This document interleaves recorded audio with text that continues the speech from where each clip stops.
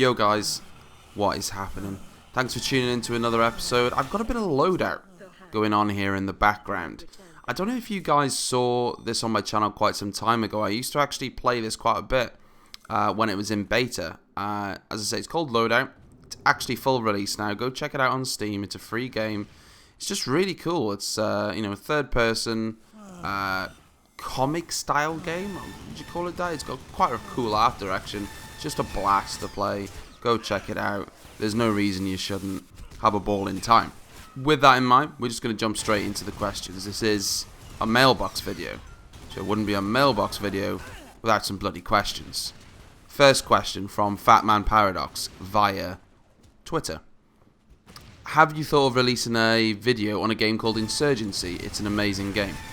Well, I have, actually. I've got Insurgency. I bought it probably a month ago, maybe a little bit longer, with the intention of doing some videos on it. I've actually only ever played it once. Now, I don't really know why that is. It's not that I don't like the game. I've just, for whatever reason, only played it once, and then I've kind of just had loads of other stuff doing, and playing Battlefield, and it's slipped through the cracks. So, I do want to do a video on Insurgency, and I probably will get around to doing it. Probably in the next couple of weeks, I will do a video on Insurgency, I promise. Next question from Captain Jelly via YouTube. Thanks for answering my question. I have another question for you. If you could design a new camo for Battlefield 4, what would it be like? That's a good question. How about taking some inspiration from Counter-Strike, and we have an X-ray camo. And the X-ray camo basically shows the inner workings of the gun. So it's not actually a camo that has different colors on the outside. Actually a camo that makes the gun look transparent. I think that'll be awesome. Not really Battlefield style though. That's not. Battlefield has got like crazy skins sometimes, crazy sort of camos, but they're all relatively safe and realistic. There's not completely insane ones like there is in, let's say, CSGO or something like that. So they're not going to do crazy out there camos. It's not really what Battlefield's all about. But I'd like to see that one. That would be pretty epic. Okay, next question from Devata. I hope I've pronounced your name right. I also have a question regarding Titanfall. Many of my friends just told me they won't be buying Titanfall because the game caters too much to the everyone must win mentality, as there are so many useless bots on the battlefield. Some even say they distract from the real players, which in turn have it easier to kill you when they see you shred through the bots. What's your opinion on this? Well, the bot thing's quite an interesting topic. I've played a lot of Titanfall. Maybe not as much as others. I think I'm almost Prestige 4. I'm calling it Prestige. It's regeneration level, I think it's called in Titanfall, but Prestige is the same thing, you know what I mean. I played a lot of Titanfall, and I can honestly say that I think the bots add something to the game. I don't think they take away from it. You know what's a bot and what isn't. When you've played enough of the game, you can tell if it's a real player or if it's a bot, so you know which one to aim for first, or at least I do.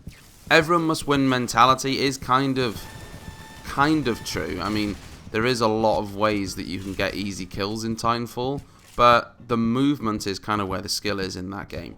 I don't think the bots make the game easier, though. I don't think that's true. I mean, the bots are there sort of as filler, but they're also there to serve a purpose. Think of them like creeps in League of Legends or Dota. I don't even know if they're called creeps in Dota. I don't even play Dota, but think of it like that sort of system. You can get a little bit of XP from them. They just fill a gap in case there's no human player around you, but I don't think they detract from the gameplay at all. There's even some burn cards relating to them where you can get extra XP for killing them, reduce your build time for your Titans, so I think they are quite useful. A lot of people don't like them though. I can honestly say I've not had a problem with them. Okay, final question from Willie Maffey. How much effort is it to set up a 5v5 scrim? I'm talking rules, weapon limitations, V4s, etc. Love the channel, by the way. Keep doing what you're doing. Have you considered streaming? Well, thank you first of all. Thank you. It's not too much effort, really.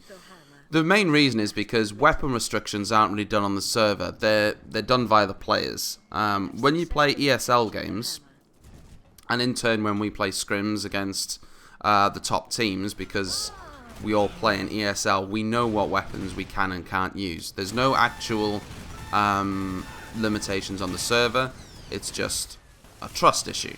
But you know that they're not going to break the rules, because if they break the rules, then they default the match. So it's not really that much of an issue. Right now, things like mini grenades, so the V40s that you've mentioned, the Ace, 52, the Scar H, all these sorts of things are banned.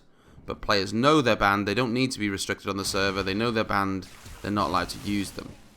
If you get caught using a V40, then you get a ticket reduction. And it has actually happened to us, because what happened was a team we were playing in ESL had minis equipped. One of my teammates has killed a few of them. He ran out of ammo, so we picked up their kit lying on the floor. He's thrown a grenade, not thinking they would have minis equipped, because they shouldn't have minis equipped, and he's killed someone with a mini grenade. But of course he hadn't equipped it. He's picked up one of their kits. So that's a bit of a grey area. But overall, everyone's pretty good. They know what the rules are. Setting up a server is easy. You can even download the ESL config from the website and just throw that on your server, and then it's a done deal. I have considered streaming, and in fact, it's something I've kind of dabbled with. I just don't think I'm a particularly good streamer, to be perfectly honest with you. I'm just not sure I enjoy streaming as much. I think it's something in the future I will look to get into, but right now, probably not. Maybe here and there right now. So that's it for this episode, guys. Put your questions below in the comments. Hit me up on Twitter, Hadoukens3Zs. Ask some questions there. Let me know what you think. And as always, I'll catch you on the next one.